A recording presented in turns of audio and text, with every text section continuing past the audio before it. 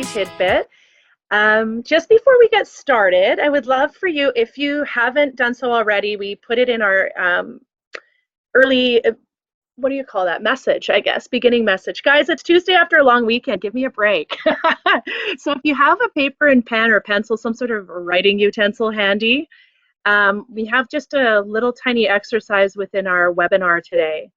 Good morning. If you want, please use the chat. We love that. We love the emojis. If you have questions behind the scenes, we have Rochelle today with us. So she will fulfill all your technical hopes and dreams. And if you don't mind, I love this, and I think I'm stealing this from Rochelle. If you don't mind popping up on the chat where you're attending from today. I know I'm in the lovely, what would we call this? I guess Springfield. When you live in the middle of nowhere, it's hard just to find where you're from. Southeast, sweet, give it up. Nice, guys, this is so fun, right? I love it. And it just goes to show, you know, we can be so far apart, but so together on the internet. So fun. Oh, the paw, yay, and Steinbach, few of you guys from there, that's super. All right, so today, one of my absolute favorite topics, I know I say that every time, but this is like for real life, management versus leadership. As you know, our deal with Workplace Education Manitoba is that all Manitobans have access to the essential skills, knowledge, and training required to determine and pursue goals related to learning the workplace and life. This might be one of those topics where you're like, okay, Carrie, it's going to be a bit of a stretch to add this topic to my life. Hold on that, pause on that thought, okay? We'd also like to express appreciation to the following for supporting the development of this continuous learning skills curriculum: Employment and Social Development Canada and Manitoba Education and Training. This project was jointly funded through Human Resource Skills Development Canada and Entrepreneurship Training and Trade. And for more information, you can visit the website wem.mb.ca or contact us through email at info@wem.mb.ca. All right, our little tidbit. Now, this is, again, one of those topics I could probably rant on for 3 hours straight. So when the 19 is over, contact us. I would love to come into your workplace or Rochelle and discuss this, because it's one of those topics that is a bit of a game changer. We're going to be looking at the differences between leadership and management and be able to explain what self-directed leadership is and what it looks like. Well, that's kind of funny. This slide is empty.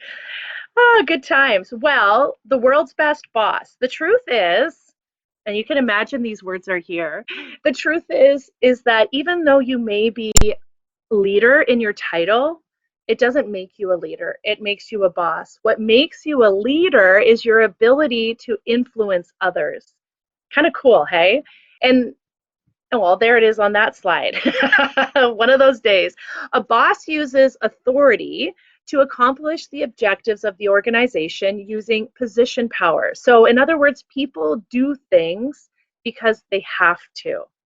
Have any of you ever been in a role or had a leader, in quotations, that used their position power, that you had to do things because they said so? There wasn't any back and forth or discussion of ideas. It was directional information. You do this because I told you so. And I don't mean like your mom or someone, but you know, I've had that. But other bosses or people in the workplace, maybe even wasn't someone who had authority over you. It could have even been someone who was a peer. Maybe you're working on a project and they just had that. Well, the word boss just comes to mind for me. And there's a difference between a leader and a boss. A leader is able to influence, and you see I have that bolded for a reason, the thoughts, attitudes, and behaviors of others to want to achieve high goals. Team, this is like a major definer, in my opinion, of what a leader is. I've worked for both, and it's so amazing to work with a leader who is able to influence you. And it's because they have integrity, they've built trust, they know their team, and they know how to reach them on an individual level. And so it's not just this blanket statement, this is the way it is, this is what you're going to do, and this is how you're going to do it. There's some back and forth, and it's such a refreshing land to live in.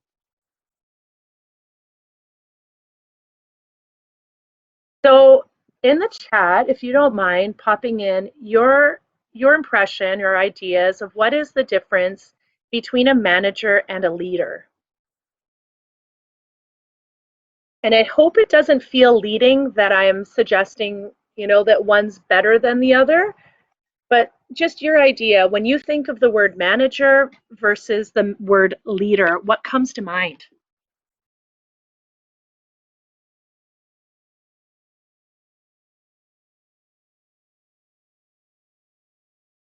Are they the same? Maybe they're the same thing. Yeah, a leader shares mutual respect. A manager is someone who runs, and the leader is someone who leads. Workflow. Yep. Leaders lead by example. I agree, Mark. Respect. Leader engages. Yeah. Sometimes I've heard people say, well, a leader deals with kind of the big picture stuff, and a manager deals with the day to day. And I can see why we might think that. Audrey, you can go home now. Leader manages stuff, or manager manages stuff, and leader leads people. That's exactly it, right? So I'm not kidding. I was just joking when I said you could go home, but that's the point of our message today. That's exactly it. A leader sets direction, helps others see what lies ahead, encourages and inspires others. So if I was to leave this slide here, it might seem like a manager is like the mean person and the person that's kind of, just bosses people around. And that's not it at all.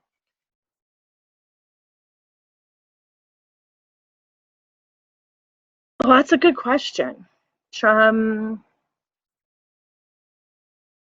okay, so here's where your paper and pen is going to come in handy. Think about what you do in a day and write down your tasks in a typical day at work. So we're not going to worry about brushing our teeth and making breakfast. Start when you're at work. What does this look like for you?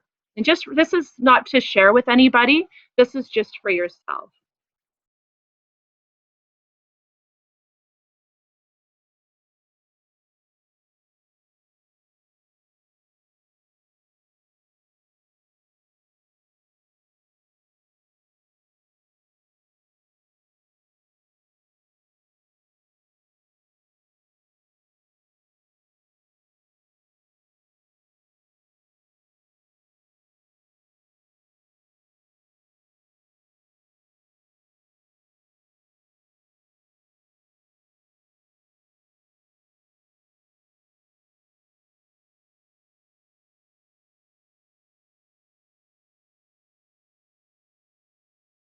So maybe some things you have written down is email. Looking at connecting with your team, going to meetings, going to meetings, going to meetings, right? All of these different things. And so management and leadership is totally different as we take a look at it in this way. Management is getting people to do what needs to be done. Leadership is getting people to want to do what needs to be done. Managers push, leaders pull, managers command, leaders communicate. Now, some of you might be wondering, why are we having this discussion today? And I would like to say it's because I thought that was our discussion today. So apologies if you were looking for something different. Today's discussion is management versus leadership. So apologies if you were looking for something different. But stay with me. This is a good one, trust me. So management versus leadership. When you think of it, are there specific traits, behaviors, and situations that can affect how one leads? And if so, what are they? What are those specific traits, behaviors, or situations that might affect how one leads? Big fat one coming to mind is the COVIDs, right? So we may be leading in a different way now. I know in speaking with one of the teachers that my children has. She said, it's been really challenging trying to communicate and connect with 140 students and making sure that everybody's on the same page when you don't have that face-to-face interaction. And I could see that. And so, there might be other ways that we're having to adjust the way that we're leading right now. Trying to keep that communication when we don't have face-to-face contact can be really, really challenging. Most of us know that the land of email can be quite fast and full of surprises and misinterpreted tones and all sorts of things. And so there could be a lot of different reasons that, or situations that can affect how we lead. Here's the big aha moment. Managers or management deals with the process. Okay, so the day-to-day getting the work done. Leadership has to do with people, leading the people. And then, of course, most of us are working leaders. We also have our own technical tasks to accomplish. And so if we look at this triangle, and this has been something that the Jim Cotter Institute uses, Kotter, Jim Cotter. And if you want to take a look at them on the internet, there's a great article that expresses this really well, and I have pulled a few quotes from it near the end. He talks about how management is getting the work done. Okay, it's the process, it's the policies, this sort of thing. The people part of it is the leadership. So how are we leading our people? How are we guiding them there? And then, of course, accomplishing our own technical tasks. So if you were to look at the list that you've created, where are you spending the majority of your time? Okay. If we look at, actually, let's look at management a little bit deeper here. So management, engaging in that day-to-day caretaker activities, we maintain, we allocate resources. That falls under management. That's not leadership. Management administers subsystems within organizations, so that planning. Asks how and when to engage in standard practice, whereas a leader might be a bit more free-flowing with that. Management sticks with the standard practice. Acts within established culture of the organization, uses transactional influence, rewards, sanctions, even formal authority, and management relies on control strategies to get things done by subordinates. I like to think of it, I love this last point, the stabilizer. That's management. Now, leadership looks at long-term objectives and plans and strategies and innovates for the entire organization, asks what and why to change standard practice, creates vision and meaning for the organization, uses transformational influence. Okay, we're going to talk a bit more about that, I think, in our next session. Induces change in values, attitudes, and behavior. So this is that getting people to do stuff because they want to, not because they have to. So that's that difference, transformational and transactional. Empowering strategies, and think of it as a change creator, which is kind of cool. So if you pull out your list again, where are you spending the majority of your time? Is it in L, those leaderships, M, management, or T, technical tasks? You're still a working manager and getting your own work done. So just pause for a moment, let you review your list, and just stick an L, M, or T beside each one. Now, I can sense that some of you may be thinking, well, some of mine are a combo, and I would probably agree with you that there are some tasks that would require you to maybe combine L and M or an L and T, and go ahead and do that. Don't feel that it has to be just one. It could be a combination.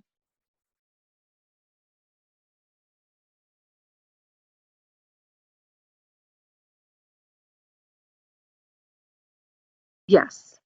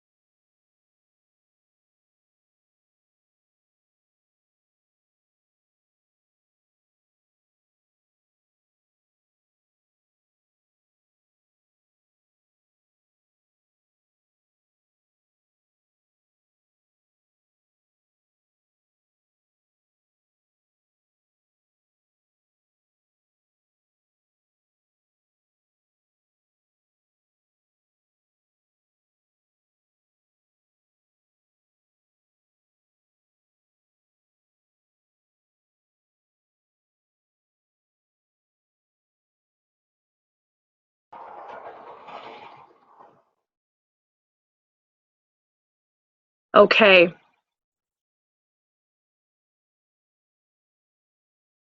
John Cotter, absolutely.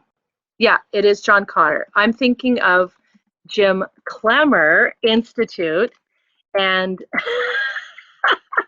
I even ate a good breakfast today, guys. Um, so yeah, within the Jim Clemmer Institute or John Cotter, both of them speak a lot on this. So thank you for that clarification.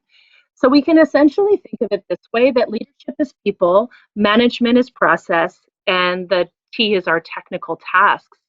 Now, when you look at your list, do you need to change it? Do you feel that there's a good balance, or are we heavy on our process and light on our people? Would anybody feel comfortable saying that whether or not they're going to be making some shifts?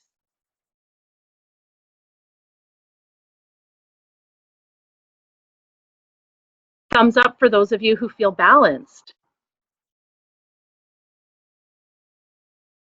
Mm-hmm. Thanks, Chantal. Yeah.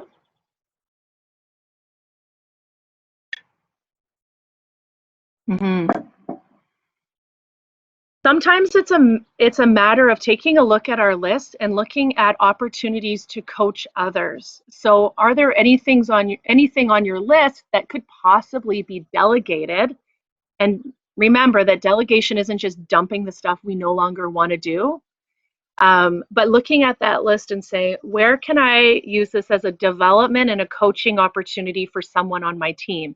If, for example, it's process heavy, there are certain things, and this is a whole other discussion we could get into, where delegating isn't appropriate, but there are some things that maybe we're hanging on to. I remember working with a company a few years ago, and one of the people on the management team, the site supervisor, who had 1.5 million tasks on their list, hung on to scheduling because they liked it.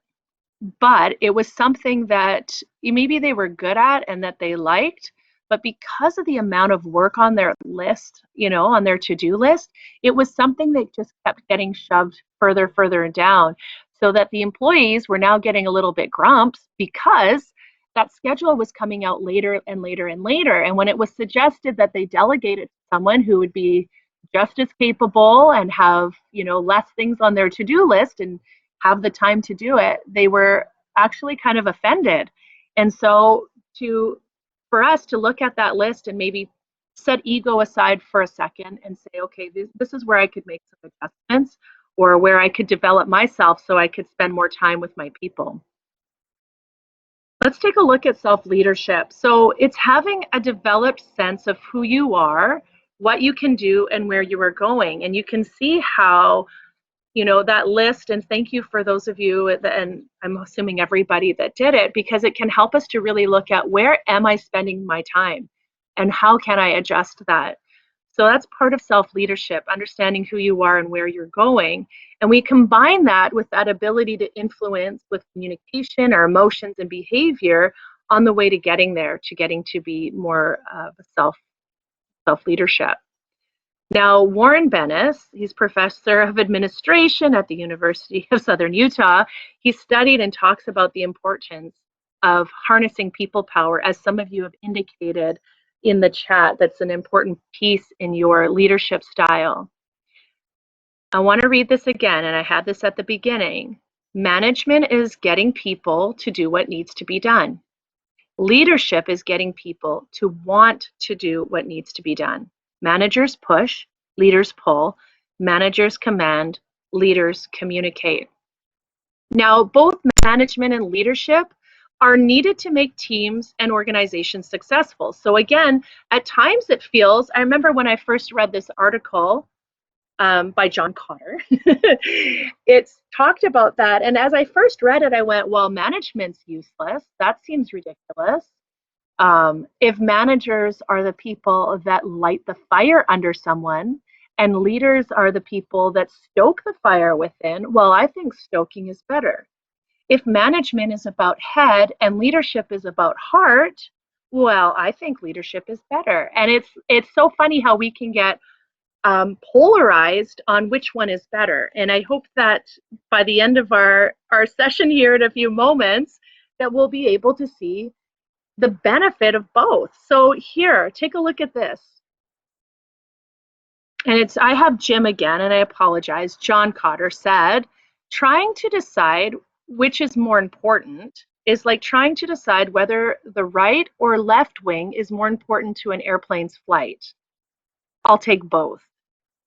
And so as we consider that triangle again with the people at the bottom, our tasks and our management, we need all of it. We really do. If there's an opportunity on that list for you to delegate, remember that it is a coaching opportunity. It's not just saying, oh, I don't like this job anymore, so I'm going to give it to so and so or things like that. Delegation is an important part of managing because it develops our people, and it also gives us a bit of freedom to work on maybe those pieces that we feel we have less in, whether it's a lack of focusing on process and policy, or it's not spending enough time with the people, or for some of us, it's challenging just to get our work done in a day because we're so focused on those other two things, on our management and on our leadership. And so, like he says here, we need both, but it's finding the balance. Now, I would like to say that next week, because I messed up the dates, and I apologize, and that will be we'll be setting that up on our website again, and thanks to all of our back end people for taking care of my problems. That's a good team and a good leadership, hey? Next week is exploring leadership styles, and I'm actually kind of thankful that I flipped these because having this as a basis, understanding the importance of management versus leadership will be a great layer to exploring leadership styles. So that will be our topic next week. And I want to thank everybody for joining. These are really vulnerable topics at times where we're really peeling back and looking at ourselves. And self-reflection can be quite challenging at times where we think we look one way and then we look differently. Has anybody who's on Facebook, have you made your avatar lately? Any thumbs up for a Facebook avatar? Do you guys know what I'm talking about? Yeah, I know I have. And a friend of mine's like, who's that? Because sometimes Diane, not yet. I don't know. I don't know that I recommend it. I'm just saying that it's one of those things where we think we look one way, but the reality is something totally different. And I feel like the avatar has given us that opportunity to see that, like, we totally don't look like what our avatar looks like. And here's another great thing to do. If you haven't done this before, asking your team these three things. Let me see if I can spell them right. Continue. What should I stop doing as a leader? What should I start doing? And what should I continue doing? And I feel like this time of COVID has given us that opportunity to although we're still busy in so many different ways, it's as if it's a reset. So asking your team, what should I stop doing? What should I start doing? And what should I continue doing?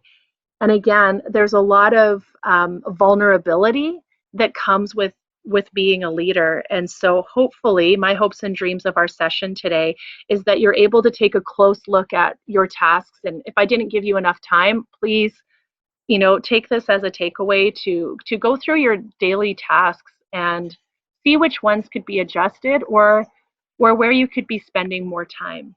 So again, thank you everybody for your patience. Thank you for joining us today. And of course, visiting our website. I know Rochelle's popped this in here, weminterlake.ca. If you have any questions or checking out our new schedule, our June schedule is on there as well. We have a lot of great topics coming up. So thanks again, everybody. And I hope you all have a wonderful day. Go forth and be